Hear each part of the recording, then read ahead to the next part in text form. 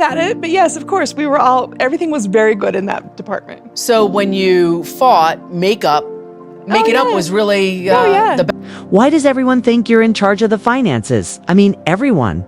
Yeah, no, this is something I've begun to realize, because Kody was always telling everybody that I was somehow calling the shots on the money, but she's like, there were deaths. I saw where all the money was going and how much money Kody took and how much money Robyn took was a lot more than you were taking. We didn't know, we never knew what the other wives were getting money-wise. We just understood what we had, but Janelle saw it all, and Janelle doesn't say much, and she's very tight-lipped. Pour yourself a fresh cup of coffee because Janelle Brown has just cracked open the family's bank secrets, and what she found will make your jaw drop faster than you can say, "Not on my watch" picture. This Janelle, ever the responsible bookkeeper, spends a late evening at her kitchen table with reading glasses, perched on her nose, and a stack of old joint account statements. Something hasn't felt right about the Coyote Pass bills, so she decides to reconcile the numbers once and for all, as she highlights. Line after line, a pattern leaps off the page like a neon sign. Robyn never received any of the money when we bought our houses. Robyn's kickback from the house went to other family members. Boutique purchases here, high-end home decor there, and a hefty transfer labeled Coyote Pass Development Fund that somehow lands in Robyn's personal account. Janelle's heart skips a beat. She keeps digging, scanning every sheet into neat PDF folders, because if you are going to confront a problem, you bring proof the next morning under the bright studio lights. Janelle looks straight into the camera, steady voice, shoulders squared, and says, "I traced every penny, and these withdrawals all point back to Robyn. The crew falls silent. Boutique charges on the same days." Kody swore the family card was maxed for groceries, furniture upgrades that look less like budget needs, and more like a decorator's dream list. And let's talk about that special Coyote Pass wire larger than most of us will ever see in one. Transactions sliding quietly into Robyn's name, Janelle's. Verdict lands with calm, seasoned authority for years. I was painted as the one controlling the money, but the real spending spree was happening elsewhere. She snaps the folder shut and the internet lights up. He was like, "Oh, okay." Because I think that he thought that I was keeping money from him or from the family. I'm like, "No, let me show you what I have contributed." Women on Facebook are sharing spreadsheets. TikTok creators, yes, even the over 40 crowd, are trading their own family finance stories, and everyone is asking, how long has this been going on? Robyn, we hope your notifications are muted because Janelle just woke up every penny-watching woman in America, and trust me, once the fiscal dragon is awake, she does not go back to sleep. Let's roll up our sleeves and walk through the paperwork, because the numbers tell a clearer story than any family meeting ever could. Janelle arranged the statements in tidy piles. Flagstaff Mortgage Records Boutique invoices, Coyote Pass ledgers, and color-coded every withdrawal first. The boutique column, a string of charges that read like a shopping montage. Silk scarves on Tuesday, artisan jewelry on Friday, $700 cashmere throws the following week, all shipped to Robyn's address. Even on days Kody insisted money was too tight for the communal grocery run, then comes the home improvement ledger. Remember when Kody mentioned modest upgrades to the Flagstaff house? Janelle's printouts beg to differ. 1. Invoice lists custom light fixtures for nearly $8,000 purchased the same month. Janelle's refrigerator had to limp along with duct tape because funds were frozen. Another line, a specialty landscaping service that costs more than some college tuitions, all stamped paid in full from the joint account. I will tell you, my relationship with him was very different than Christine and his. I never knew till later on that they were really struggling, but he and I never had. But the real bombshell hides in the Coyote Pass folder. There in black ink is a wire transfer labeled Development Fund well into the 6F Figurue range, moving from the family LLC straight to an account titled Brown Row Robyn Holdings, no shared signature, no board approval, just Kody's electronic authorization. I was leaving Kody, and there was no way I wanted to be tied to him in any way, shape, or form, and I did not like to deal with him at all on anything, and especially on finances. No. Thank you, Janelle circled it in red, scribbling in the margin, transfer never disclosed. Why she flagged similar transfers smaller, but steady like breadcrumb trails leading to the same destination. To be thorough, Janelle cross-checked the dates with.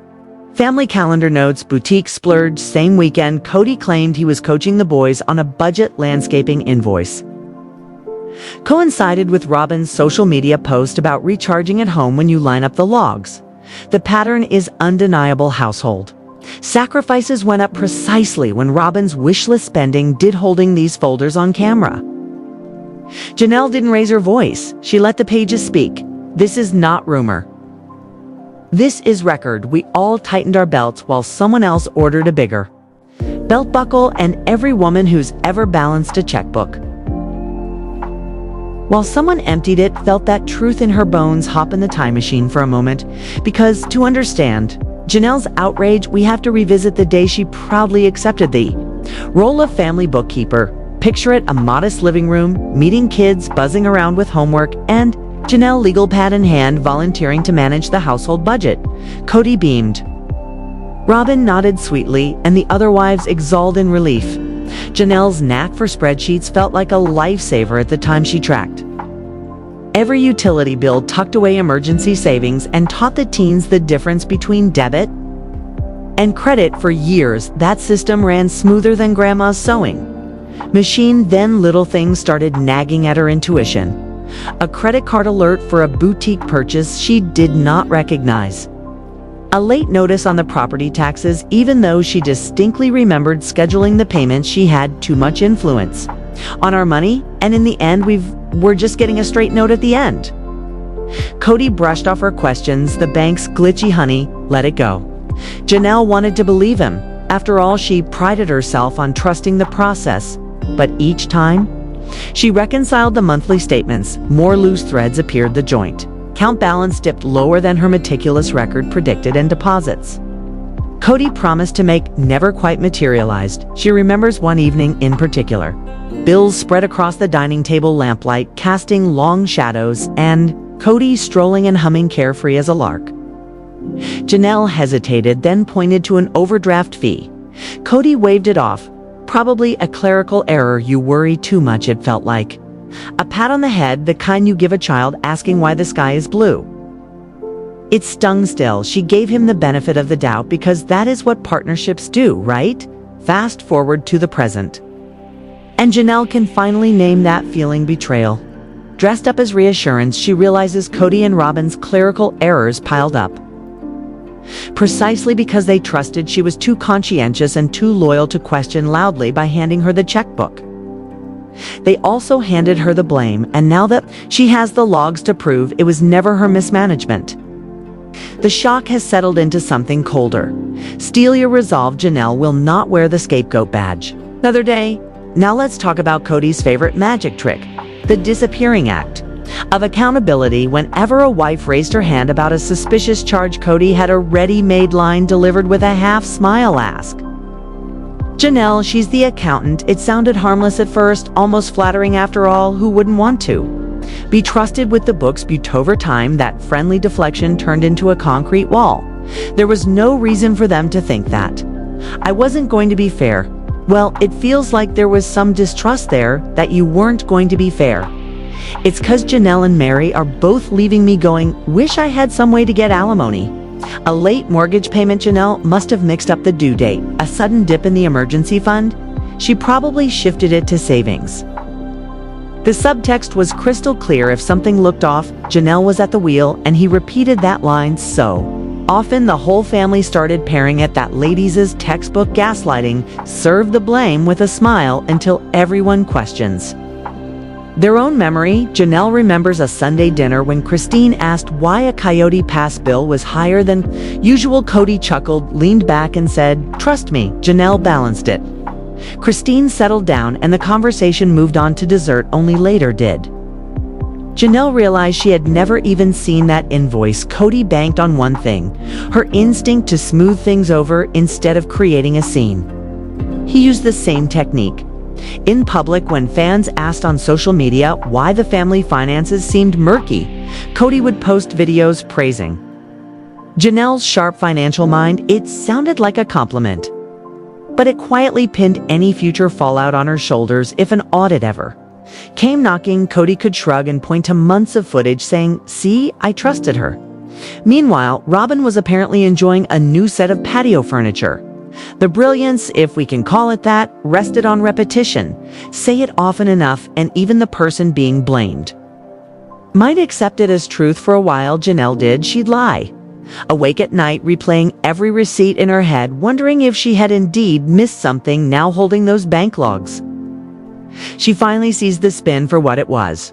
Kody's smokeock screen to keep all eyes off the real money trail, and once you spot the trick behind the curtain, that magician's power evaporates. And if the land isn't getting paid off, and if Kody can't come up with a paper trail, if a wife were to ask for an accounting of where their money was going, I mean, that would all be Janelle's fault. The moment Janelle shared her findings, Christine's eyes narrowed with instant recognition. She'd seen this play before, just acted out on a different stage. Back when Kody decided she was too emotional, he weaponized her deepest fear, not being wanted, if Christine questioned his decisions. The affection disappeared overnight. Now she realizes that while she was fretting over lost kisses, Janelle was poring over empty ledger columns. Same tactic, different targets. Meri, always the one trying to keep the peace, sat quietly as Janelle laid out the bank logs, but halfway through, she let out a breath that sounded more like a 30-year exhale. "The property lots," she murmured. "Remember when Kody insisted her Coyote Pass parcel needed to be downsized for tax reasons? At the time, it felt like another bump in their rocky road. Seeing Janelle's transfers in black ink, Meri suddenly wonders if that tax adjustment was just another shell game. Slide some land value here, pad the personal fund there, and blame the math on anyone but himself. The three women trade stories like puzzle pieces on a kitchen table. Christine's intimacy bait and switch, Meri's shrinking lot size. Janelle's phantom boutique bills patterns emerge so fast it's dizzying. Each hurt centers on what matters most to the victim: affection for Christine, security for Meri, financial integrity for Janelle, and each wound conveniently shields Kody and Robyn from scrutiny while elevating their comfort. Meri is genuinely surprised to learn that Janelle isn't controlling the purse strings. The fact that Meri was funneling money and not asking questions is shocked by the end of the conversation. The atmosphere shifts from shock to determination. Christine scrolls through her phone and pulls up an old text thread where Kody blamed a Coyote Pass survey delay on accounting confusion. Janelle nods toward her printouts, same month as the landscaping splurge. Meri quietly pushes her property documents into the growing pile. The evidence is no longer scattered anecdotes. It's a mosaic of manipulation for the first time in years. All three original wives see the same picture, and that clarity is more powerful than any apology Kody could muster, because once you map out the pattern, you also chart the exit route. Let's revisit that heartbreaking day none of us will forget: Garrison's funeral, while the family gathered to honor a young life. Cut short, Kody and Robyn managed to turn the graveside into their own 2% showcase. Remember the photographs Kody's hand anchored on? Robyn's knee, her head resting on his shoulder as if they were at a Sunday picnic rather than their son's burial. At the time, many of us chalked it up to tone-deaf affection, but Janelle's bank logs cast that moment in a stark new light. Here's why: the week of the funeral, a sizable withdrawal, well into 5 figures, left the family account under the label emergency travel expenses, according to Janelle's records. Airfare and modest lodging would have totaled only a fraction of that amount. The rest, a Home Depot charge for patio renovations and a boutique stop in Las Vegas. Yes, during the same window. Kody was weeping on camera about unity and loss. Household funds slipped quietly into purchases that benefited only one household, Christine recalls. Standing a few rows back, holding Meri's trembling hand while Kody fussed over Robyn's coat in the chilly wind. Now she wonders if that dramatic display served a dual-purpose draw. every eye to their grieving embrace while distracting from questions. No one yet knew to ask about missing money. There's a bias, and I don't want to do that anymore. All I can think is that it's somehow driven by his ego in some regards, especially coming from the culture that we come from. He's a failure to have lost all his marriages. Janelle nods, remembering how Kody brushed off her logistics emails that week 2, busy, he said, with funeral preparations. Apparently, preparations included a deluxe floral order charged to the joint card and delivered. Exclusively to Robyn's home, Meri, voiced soft but steady, points out the cruel irony Garrison's passing. Could have drawn the family together, yet Kody's choices widened the rift money that might have gone toward a scholarship in Garrison's name. Instead, bought designer throw pillows, public affection masked private withdrawals for the wives. That realization twists the knife deeper. A moment meant for shared mourning became another chapter in the manipulation. Playbook, emotional theater up front, financial sleight of hand backstage, and for viewers who once felt uneasy watching those funeral clips, GlowGossips finally explain why our instincts rang alarm bells that day, the moment Janelle's bank log revelation hit the internet. The sister wives community turned into a full-blown detective squad, complete with reading glasses, coffee refills, and color-coded sticky notes on Facebook. Seasoned moms and quilting groups paused their patchwork projects to post city-beside screenshots of boutique invoices and Flagstaff decor hauls. Ladies, does this lamp look like it belongs in a budget-crunched home? One woman asked, replies stacked up faster than a holiday cookie exchange. That is a $400 Tiffany replica. I have the catalog. Meanwhile, on TikTok, Gen X creators dusted off ring lights to share stitch-by-stitch breakdowns of Janelle's PDFs. One popular clip shows a former bookkeeper, hair in a sensible bun, annotating every transfer with digital highlighters. See this line. "Development fund my foot," she says, tapping the screen like she's scolding a teenager. The video racks up tens of thousands of likes before lunchtime, proving that spreadsheet drama can in fact go viral. Reddit's Sister Wives forum becomes a hive of amateur forensic accountants. Users cross-reference county land filings, screenshot jewelry listings identical to Robyn's latest Instagram selfie, and tally grocery bill discrepancies with a precision that would make the IRS blush. It was like Janelle's mom told me, "Hey, you better cool this." We might have gotten to some bad places as a family, because I always envy those families that could actually do the PDA one thread titled "Who Paid for the Cashmere Throw?" It's 500 comments in 2 hours, half speculation, half crowdsourced. Math tutoring, even YouTube reacts. Longtime recap channels invite certified public accountants to explain how a family LLC can morph into a personal piggy bank if no one audits the books.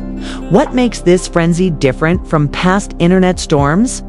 Is the demographic powering it? These are women who balance household budgets, negotiate mortgage rates, and know the exact price of butter at 3 different stores.